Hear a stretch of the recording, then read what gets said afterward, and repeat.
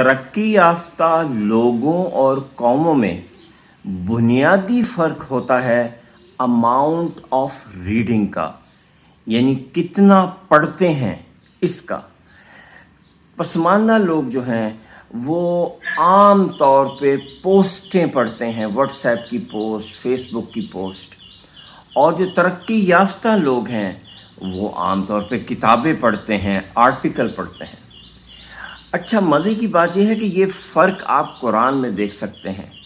جب قرآن نازل ہوا تو وہ معاشرہ پسماندہ تھا، تو ان کے لیے آئیں چھوٹی چھوٹی سی صورتیں، اور جب وہ 10 سال 11 سال میں وہ معاشرہ ترقی کر گیا تو پھر ان کے لیے تھیں بڑی بڑی صورتیں، بڑے بڑے احکام تھے۔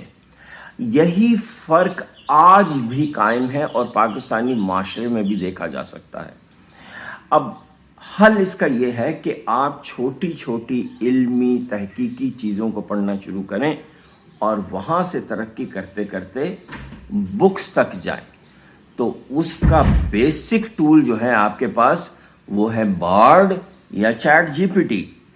آپ ان دونوں میں سے کسی ایک پہ جائیں اور اس کو کہیں give me a list of 10 best self help books. آپ یہی چیز اردو میں بھی کہہ سکتے ہیں، چیٹ جی پی ٹی میں، بارڈ میں بھی نہیں کہہ سکتے۔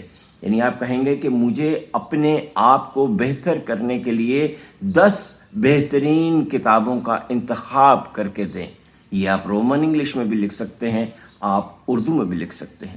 جب آپ کے پاس وہ لسٹ آ جائے تو آپ نمبر 1 سے شروع کریں اور کہیں اس کتاب کی سمری مجھے 10 پوائنٹ یا 15 پوائنٹ میں لکھ کے دیں، اور آپ کے پاس وہ سمری آ جائے گی۔ اس طرح جب آپ بہت سی کتابوں کی سمری پڑھ لیں گے تو آپ کے اندر پھر کتاب پڑھنے کا شوق پیدا ہو جائے گا۔